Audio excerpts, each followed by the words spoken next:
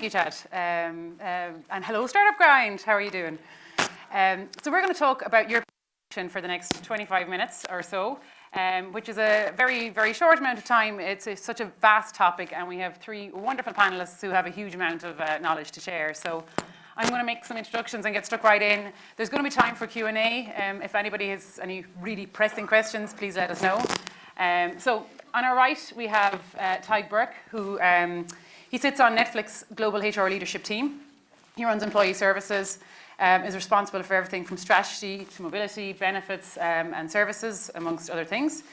And before that, he ran HR operations for Google in North America, and he actually transitioned to the US, to Mountain View, from Google's EMEA HQ, where he actually saw their EMEA operations expand from 4 to 37 countries. So he's a ton of experience in scaling in Europe. Then we have, just to my right, we have Jordan Van Horn, who is currently the GM of EMEA for Segment. Jordan is living and breathing this topic at the moment. We're actually lucky to have him here today because he is currently based in Dublin, Ireland, in the process of setting up and scaling their business in Europe. So delighted he'll be bringing some stories from the front line. And last but not least, we have Marty Rayom, who is Twilio's Chief People Officer. I think everybody in the room knows Twilio. I think Marty got stopped a few times on the way to the panel here. So Marty's responsible for leading all aspects of Twilio's global HR functions. She has a wealth of experience in running international teams. Prior to Twilio, Marty ran the people function for Fitbit. The pleasure of working with Fitbit when they were setting up their Irish office. And before that was with NetSuite, seeing them grow from a relatively small company to the global public company that it is today. So she's kind of seen it all. So huge amount of knowledge to share. I'm going to get stuck right in. Tig, sorry, am I hitting something here? Sorry.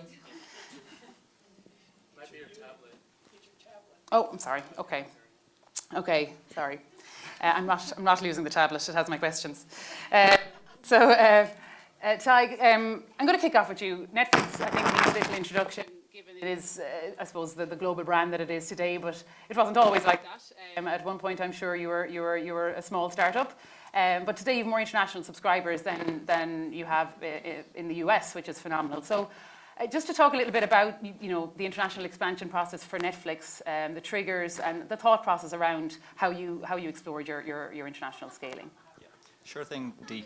So first, I'd say it's important to understand the strategic drivers for internationalization for any company. And given the audience we have today of entrepreneurs and aspiring global entrepreneurs at that, I think there's probably three specific strategic drivers that you should consider when you're thinking about internationalizing. The first one is, are you internationalizing to acquire new customers? So do you feel that you have you have an opportunity to expand your customer base internationally? That's the most obvious one, and it's the most frequently the frequent one that we see. The second one is, are you internationalizing to support your customer base? So are you, for example, going to support your US user base based on a call center in Manila or Costa Rica or something like that, which is a very frequent use case? And the third one is, are you internationalizing to acquire talent? So is there pockets of talent outside of your domestic marketplace that you really want to tap into? Examples could be, there's great engineering populations in Eastern Europe, in Belarus, Ukraine, Poland, and those kind of markets. So I've seen a lot of companies go down that path. Bringing it back to Netflix, specifically, so our journey started about 20 years ago, where we disrupted the brick and mortar, VCR and DVD rental business. Then about 8 years ago, we decided to, embrace the internet age and really start to stream content, which was a, very, disruptive force at the time. And then in 2011, we decided to stream outside of the US, and our heritage had been entirely US based. So we were warehousing across the country, and we were delivering DVDs in red envelopes to bring joy to people's homes. But we realized that the internet gave us power to tap into a global customer base. But we wanted to do that in a very, I would say, thoughtful manner. So our first foray into international markets was Canada. So just across the border, fairly similar culture, similar infrastructure in terms of broadband internet households, similar economic model. That was kind of an easy one, if you like, and kind of a tap in. Secondly, about a year later then, we decided to go more adventurous markets. So we went down to Latin America, and we launched in Brazil and a couple of other markets down there. And that was a whole different ballgame from a language perspective, from a payment processing perspective, from an infrastructural perspective, and just the economics of Latin America was very different. And was that all supported from Los Gatos? That was all supported from Los Gatos. So I'd say our journey from internationalization started in 2011, and our first global office opened in 2015. Okay. Today we have operations in about a dozen countries, okay, and 10% of our global workforce are based outside of the US. But primarily, I would say, we're still very much leveraging our global HQ, which is here in Silicon Valley, and now it's it's kind of balanced between Silicon Valley and Hollywood. But 90% of the companies based in these markets. But what we're seeing in terms of tapping into customers in Europe, Middle East, Africa, and Asia Pacific in particular, is that we need to really put boots on the ground over there to understand our customer preferences. Okay. We realize that everybody doesn't like Hollywood content. Yeah. So tapping into the anime and the local originals is going to be a huge opportunity for us, and it represents some significant challenges along the way as well. Super. Do you want to talk about any of those challenges? Yeah, I would say just, I think we were a little bit naive in the first instance, assuming that content that worked very well in Canada and that worked very well in some of the Western European markets would travel as well as, Okay. to the newer markets that we're tapping into now. What we're seeing in Asia isn't just one particular market. It's a collection of dozens of different markets. And if you think about our product, we're a storytelling company by and large. So we're trying to tell stories that are great local stories, telling it in an authentic and an original way. And we realize that our customers and potential customers in Korea, they want to watch different things than our customers in Thailand and Vietnam and the Philippines. So really, understanding the content that's going to resonate in those markets, and then trying to figure out the branding and marketing messages that really bring people on board in those markets as well, requires us to have a much deeper understanding of those marketplaces than what we have today. Okay. So that's where a big investment's required over the next couple of years. Great. So getting closer to the customer to better understand them. Absolutely. So just one little comment as a Canadian. We don't have the same content that you have in the U.S., so maybe you could get on that a little bit, but just... This can't turn into We're a getting Netflix there. bashing panel. So that's one challenge quite I would the say is, from a Netflix perspective, licensed content represented a huge challenge for us. So we were buying content from, the traditional studios that were in business for 100 years, and licensing by nature is very complicated, right? There's fixed periods of time, there's a market-by-market base agreements. So bringing universally great content to every market in the world was one of the drivers for us to move into original content about 3 or 4 years ago. Okay. And now when we create our own content, we don't have those licensing restrictions that prevents Marty and Jordan from enjoying those great shows in whatever markets you're in. Okay. Well, great. Thanks, Tig. I'm going to change tack a little bit, and maybe Jordan, I'm going to move to you. A very different business segment is obviously a very different business, different customers, different business model. Can you talk a little bit about the triggers for you guys? And given that you're kind of in the trenches at the moment, talk a little bit about the execution. So if you want to just take us back maybe to about a year and a half ago when Segment started looking at this, why did you start looking at it, and what was the major drivers? Yeah, Segment by nature is a viral product. I don't know how many people in here know what Segment is or what we do, but mostly all of our growth has happened organically from engineers talking about it. And we started to see these pockets of adoption starting to happen in places like London and Paris and Berlin and Amsterdam. And over the last couple of years, Europe has really become a large percentage of our revenue. And what was interesting is when we looked at it, when we just looked at the first layer, like how much overall revenue, it wasn't a whole lot. It was maybe 9 or 10%. But if you look, we have a self-serve model, but as a percentage of our self-serve revenue, it was up to like a quarter of our revenue. And so one of the things that we realized is that when it comes to actually involving a human, we were really bad at winning deals and closing revenue. But when it came to swiping your credit card online or whatever, we were doing great. It was almost reflective of what you'd see with any SaaS company. And so that's one of the benefits of a self-serve model is we got a lot of signal from that self-service population. There was pent-up demand there. And so we started looking at things like close rates, win rates. We started to dig into why we weren't actually closing deals well. We started digging into churn. Turns out customers don't want to debug their their issues around like 10 o'clock at night. I'm not sure why. And so we realized pretty quickly that Europe was a big opportunity for us. We also looked at Asia at the time, but for us, Europe was kind of the obvious front runner in terms of the traction that we had from our customers. So our customers really brought us there. Okay, very good. And how did you approach it as a company? What was your process internally? We asked for a lot of advice. I mean, we're lucky to have, over 300 partners now, Twilio being one of them, and we got to talk to every single company that's done it before us. And so I think the first thing that we did was we just started asking a lot of questions. I think we embraced our own naivete, or, we still have a lot of it. We just don't know what areas we're wrong yet. But we got to ask a lot of people who have done it. We've got to ask a lot of people about mistakes. And so we started by just asking questions, and then we basically made a decision that we were going to go to Europe. We set a timeline, and then we looked at every single market in Europe, and we narrowed it down to 4. And then from there, there was a huge project. We put our BizOps team on it, where they looked at like the 3 main criteria. So like criteria 1 was it had to be in Europe. So like no upcoming Brexits. So that rolled out 1 country.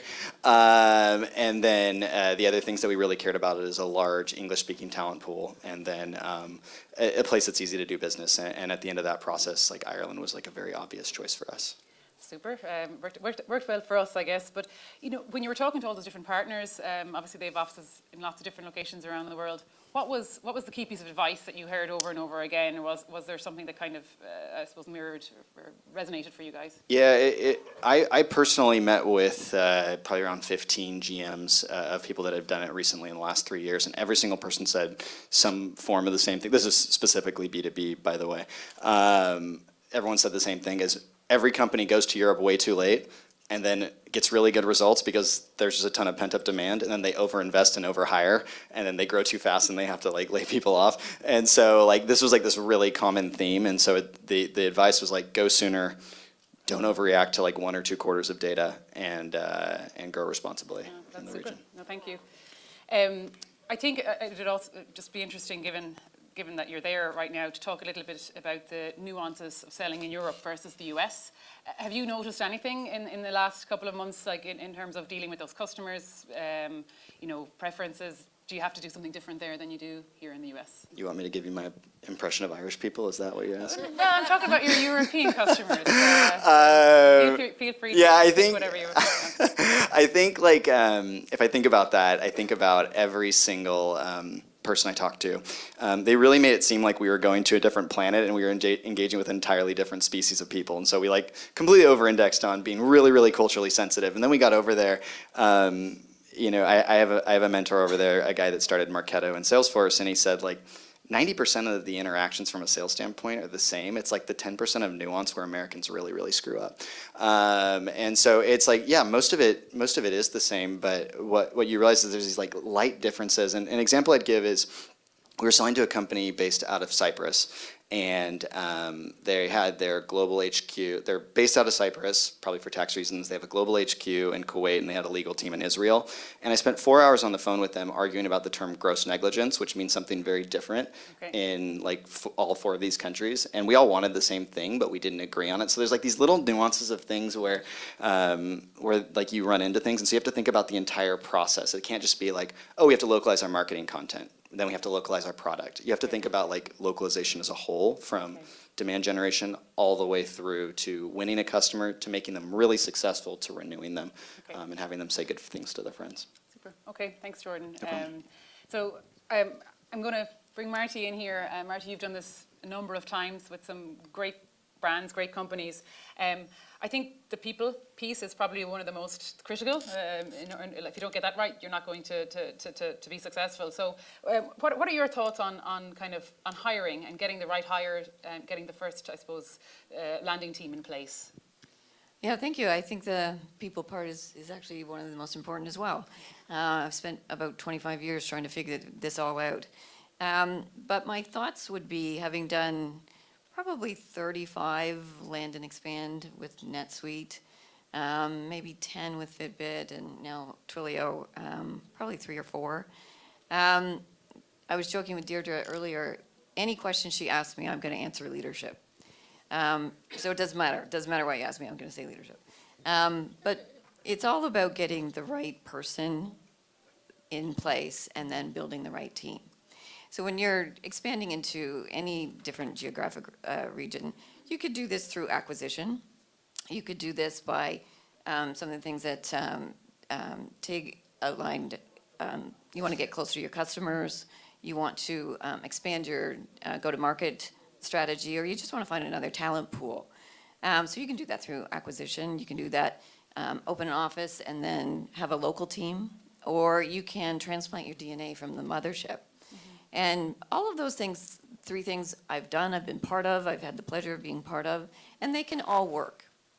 Out of all of those ones that I mentioned, some of them didn't, because we didn't pay attention. We didn't pay attention to the leadership. We didn't pay attention to that founding group. So when you say we, do you mean the leadership back at HQ? Yes. Okay. Yeah. So we, back at the mothership, didn't pay enough attention to the leadership and what we were building, and trying to be, Jordan talked a little bit about over-indexing on cultural sensitivity, and I think there's a place in the middle where you really have to be culturally competent, you have to be culturally curious, and culturally aware. And sometimes we had mothership people go over and they weren't the right people. They just weren't any of those three things. So we had to swap out and do it again. But that doesn't mean that's the wrong thing to do. I actually love doing that. I love taking people and giving them opportunity. They could be here in San Mateo or San Francisco somewhere and kind of bumping up against somebody who's in a great job ahead of them, doing a great job, and they're not going anywhere. And you get to pick somebody up like that and give them a whole new experience. Go start the office in Australia. And people's careers take off because of that. And I love watching that. I love doing that. But I think it's our responsibility, and I'm going to say our as a leadership team, to prepare people to do that. And there's many, many ways that you can do that, but I think the underlying motto is pay attention to your leadership. Even in an acquisition, I'll throw this in, when you're doing due diligence, everybody goes through the financials, they go through the product, they go through the IP, and I take at least 2 days, depends on the size of the company, but at least 2 days to put the CEO of one company, the CEO of my company, me, in a room and go through every single person. You tell us what they do, what they mean to you. If you had to rate them A, B, C, everybody can't be an A, rate them for us. Tell me about flight risk. You know, how interested are they in this acquisition or this merger? But go through every single person and have both of the heads, whether they're CEOs or heads of product areas or whatever, really dig in and ask about the talent. It's going to be the talent that makes or breaks this relationship. Excellent. And I might ask the guys to come in this as well, but just in terms of, and that's, I suppose, at the start of the process through an acquisition, that's a great way to build the links and the relationships at HQ. But as you as you expand internationally, and as you scale a company globally, you know, it is hard to kind of scale that culture across new organizations and multiple sites. Any practical tips or insights as to how to do that as a company, maybe for Twilio or at Fitbit, and also with Netflix or Segment, how are you doing it on a day-to-day basis? Sure. Out of those three ways that I described, my favorite way and the way that we've had most success is by transplanting the DNA. Okay. So once you pick up people from the mothership that are cultural ambassadors that really represent how you do business, and drop them in a new location, that will continue to grow. So that's definitely one trick, I guess. One of the other things we sort of caught on to is if you keep your second, third, fourth, 35th location small, if they're somewhere between, you know, a couple hundred people, you can hold that culture much, much easier than growing to 5,000 people. And culture will happen. You have to manage it. So if you have smaller organizations, you can manage it much better. Just a couple of tips and tricks for managers too. I mean, really prepare managers to be, back at the mothership, prepare them to be remote managers. You know, if you have a meeting that's not particularly appropriate for people in Dublin and it's every week, every now and again switch it up. Yep. So the people in San Mateo or wherever they are in their pajamas talking to people in Ireland during their day. Yep. You know, just do things like that.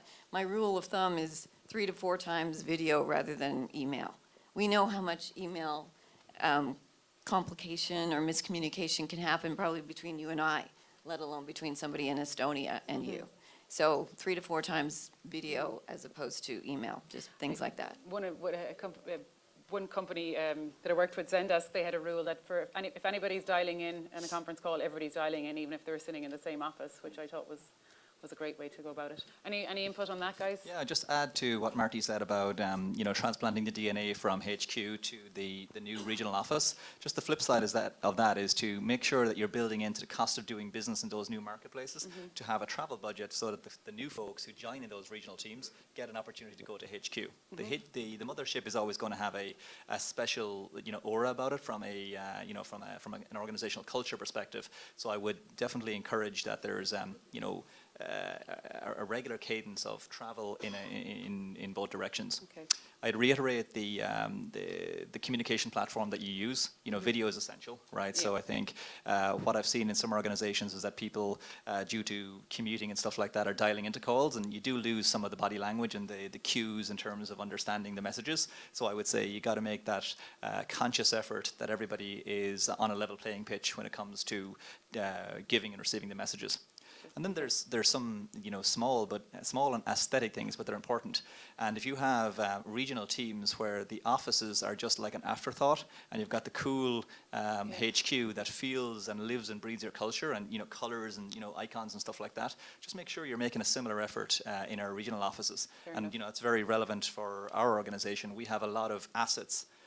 Images and imagery of our shows and movies, and we make sure that when we roll into an office of 2 or 3 people, that we get the branding up there, so that when people walk in there and when candidates walk in there, they feel like they're walking into Netflix, not just a satellite of Netflix that's an afterthought. That's great. I just want to. We have a few minutes for Q&A. If anybody wants to put their hands up, I think they do. Okay. We'll start here at the front. Can I give you guys my business cards? Okay. That's not Q&A. Okay, here. Say no. Oh, I have a microphone, but Oh, sorry. shall I give it to him? Sure, yeah. Oh, shall I go? Okay, yeah. So I actually help companies expand to Europe. I mean, that's part of my job. Okay. But I do it for Germany, not for Ireland. I'm actually That's interested. okay. Well, but I'm really just interested to know, especially from Marty, because you said you've done several of these, and also from Dee. What are some of those reasons that businesses like to go to Ireland specifically? I mean, I've lived and worked in Europe as well, including in Dublin. Okay. So I know that there are a lot of big tech companies that go there, the tax advantages, and so I was just really, other than that ecosystem of companies that are already there, what are some other aspects? Because a lot of the talent is coming from Europe, not because Ireland's only having 4 million people. So they're bringing in Germans Yeah. and French and Estonians or So other people. I'll say 2 Yeah. things. I won't say much because I could talk about this all day. But I've been here for 6 years working with high growth companies expanding to Europe and that use Ireland as a base. And I'd say in maybe 4 cases, tax was an element of the decision. It's very much driven by access to the market, access to customers, and looking for talent that can sell across Europe. And mobility and getting talent from all across Europe in one location, hugely important because it's very difficult opening multiple offices, particularly as a small, lean startup. So, and actually we were just talking about that before we came in here, is how important mobility and finding a hub where you can get international talent is hugely important. So that's, I don't know if there's anything else you want to add on that. And just in terms of our, I suppose, immigration and visas and work permits, Ireland is very liberal, we're very open, we welcome talent and we welcome an influx of workers. And just another thought on that, if you're thinking about diversity and inclusion and diversity of thought, we had an office in Ireland, and I don't think we had an Irish person in the office. It was so diverse, and the backgrounds and perspectives. I don't have to teach all of you about what that does for your business planning and your thought process and just ways to think differently. It was amazing to me that you just had access to that kind of talent, that kind of experience. English speaking, usually, the Irish is a little tough now and again. We talk fast. But just a wealth of talent. Great. Do you have any comments on that, Jordan? I have a lot of opinions, but I've only done this once, so I've never done it in Germany or France, so I can't speak to how easy or hard it is. I think what we heard a lot of was that there's not enough people there, so there's not a talent pool. That's been completely false and debunked. We've had a great experience in that regard. The other thing that I'd add on from a startup perspective is the huge burden that going international places on your finance and HR teams particularly. And so having a place where it's easy to do business is so important. We didn't go for taxes reasons because we're not profitable yet, so that's like not really that big of a problem for us. But like the ease of burden on our HR teams of not having to learn like a very, very complex or like litigate outside of like common law, litigate in civil law, like things like this are like really important, so. We'll take one more. Sorry, we'll take the guy just in front here. We might get the two. Yes, I'm just kind of curious in each of your cases how important localization is when you're entering a new market, and the marketing and scaling and onboarding customers. I know there have been a lot of colossal business failures because of people assuming that every place is like the US or wherever they're coming from. So I'm just wondering how you approach that challenge. I think it's different across everybody's cases. We touched on this again. I don't know if you want to. Yeah, I can talk about it. We're a business to B2C product. From our perspective, it was massive, right? So there's two aspects to our localization. There's localizing the product so that people can actually navigate the product itself and just find the show they're looking for. And then there's, once you find the show you're looking for, the content needs to be localized. So there's the whole subtitling and dubbing aspect of that. And what we've seen is that, we have incrementally increase the pace of our localization of the product over the last 24 months and really double down our efforts in that regard. And we've seen real hockey stick growth in the markets that we localize immediately. So it's huge. Jordan or Marty? Go ahead. Well, mine's the opposite answer. We haven't even touched localization yet. I think like when we first over there, like we're going to localize everything, get segment.de, segment.fr, and all this stuff. And we sell to engineers, and if you code, you're probably speaking in English, and so like that's not a problem for us. It will become a problem someday if we start like crossing the divide into like marketing or like large enterprises. But I think for the next 2 to 3 years, we're fine without localization, but we're definitely keeping our eye on it. Okay, I think we could do one more question. I'm Yeah. sorry, we'd already. Sorry. Thank you. From an early stage startup perspective, when do you think it's a good point to start thinking global, right? When you have a certain amount of users or when your product is really solid. So when is that trigger point when you're like, okay, I want to try out other markets? Anyone want to take that? I'd say it's difficult to answer in a general sense, right? Our CEO, Reed Hastings, is a great believer in focus, right? So I think if he was here answering that question, he'd say focus on getting the product right in your original market, and only when you have the proof of concept where you have you identify your business strategy in one particular location should you think about internationalizing beyond that. I think personally speaking, if you were to internationalize too early, internationalizing is a huge can be a huge distraction. It's a massive effort. You've got the product side, you've got the finance side, the legal side, the tax side. It literally can become a monster and can distract you from succeeding in your original market. So I would say proceed with caution, but have one eye on it from an early stage. Okay, I think we're getting well, just say thank you to our wonderful panelists, and thanks guys for coming.